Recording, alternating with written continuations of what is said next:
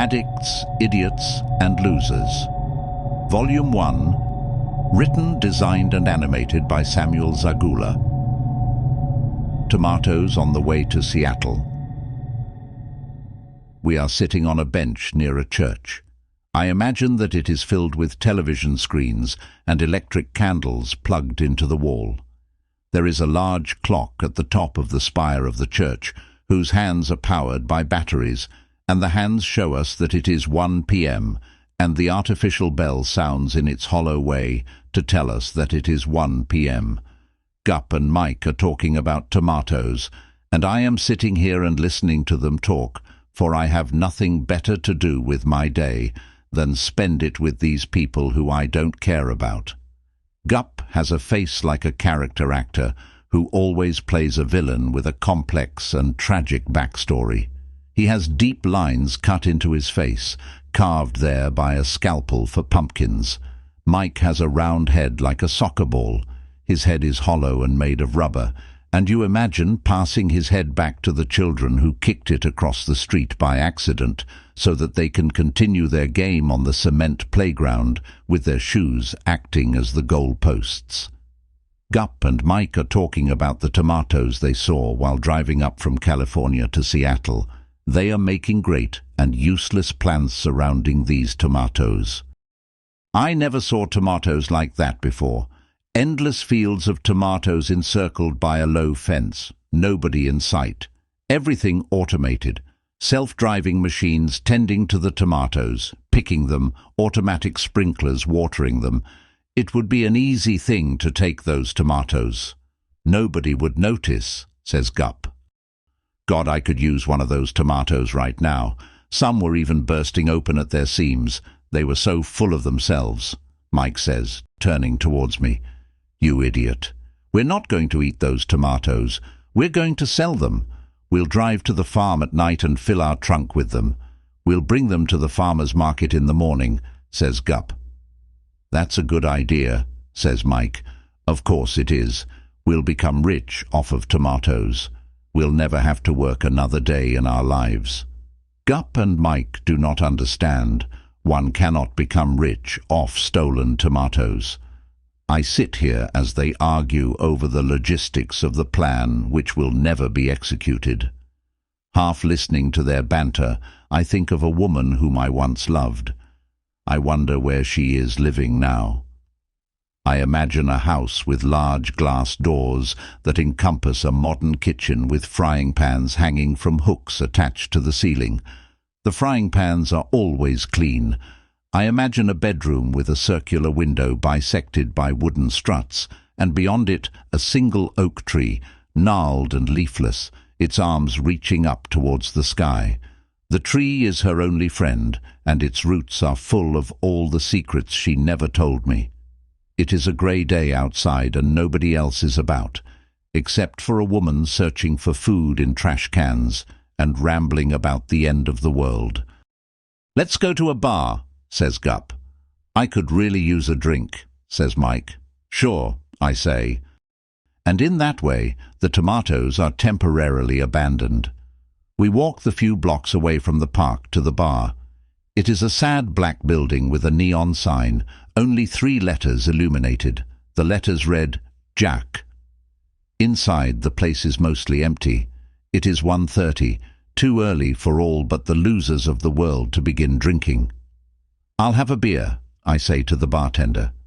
The other 2 order whiskey. Gup and Mike begin to talk, and I do not want to be here. I want to be somewhere else. The inside of my apartment, maybe, by myself. But it is a Sunday afternoon, and the entire world is lost, and I have nothing else to do. You know those coin-operated machines? The ones that give out bubble gum and plastic toys to children for a quarter? Says Gup. Yeah, I know 'em, says Mike. Those people who run 'em make a mint. It's easy money. They just go around in a truck collecting all those mountains of coins every week. God, that sounds good. We would never have to work a day in our lives. All we would have to do is drive around collecting money and depositing useless bits of plastic, says Mike. They do not understand what work is. "We'll need a truck," says Gup. "How will we get one?" "We can steal one. There are plenty of trucks around." "What about all the machines?" "We'll order them from Chinese factories. I'm sure they are very cheap." "But we'll need some money. How will we get the money?" "I'll figure something out." They are old tape recordings left in storage lockers, covered with dust and forgotten. I look into my empty glass and see my face reflected back at me, grey and distorted, grey like the clouds outside of the bar. I order another beer. Gup and Mike keep ordering whiskies. Empty shot glasses sit in front of them, forming small rows. A man sitting alone at a table gets up and starts walking over to us. He is drunk and his legs are unsteady. He sways as if there is a strong wind in the bar. He is a large man. He has very small eyes. They are completely black. They are like two holes in his skull.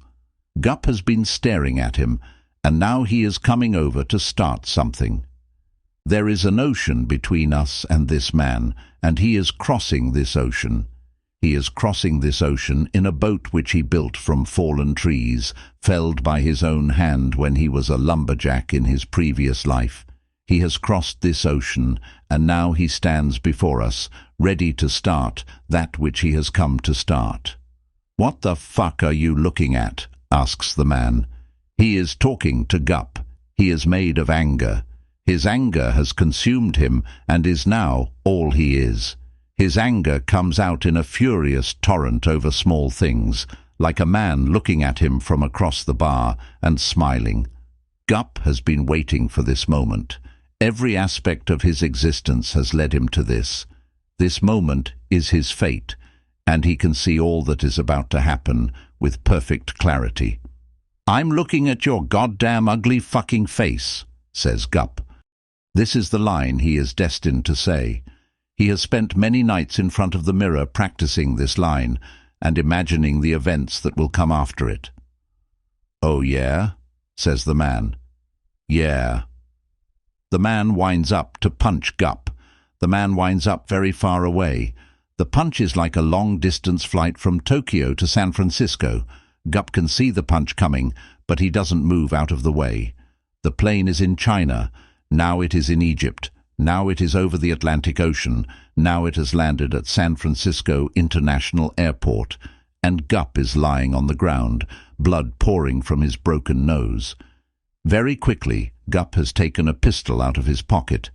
It is a small, snubbed-nosed pistol, and he holds it as if it is a toy. The shots are very loud. They echo throughout the bar. The man holds his stomach with his hands. Blood pours through the spaces between his fingers. He looks down. His face is full of surprise. He cannot believe that his body is full of that thick red liquid flowing from him. He collapses to the ground and doesn't move anymore. Gup's face is pure white snow. "Jesus Christ, you killed him! I can't believe it! You killed him!" Mike repeats over and over again. "Shut up! Just shut the fuck up!" screams Gup. Gup sits there for a few seconds. Everything is very quiet. Then the two of them get up and run out of the bar. "Jesus Christ, you killed him! I can't believe you killed him!" leaves the bar with them. The bartender is also pale. He is pale like a dying flower. He picks up the phone and dials 911.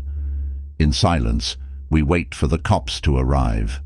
An ambulance comes, and they take the body into the back of it. The police officers question me about what happened, and for some reason I lie and say that I don't know the guy, that I had just met him, that I never learned his name. I give a very vague description of Gup, which is not altogether accurate. And while I am questioned, while uniformed men and women are photographing the blood-stained floor, while they are taking swabs of cotton covered with invisible DNA and placing them in vials, while they are discussing the best way to set up a perimeter to catch the suspects, I am thinking of that woman alone in her glass house, with its single tree made of secrets, and wondering why she left me. To read this story and others, go to addictsidiotsandlosers.com. To receive a physical copy of every new issue, support my work at patreon.com/Samuel Zagula.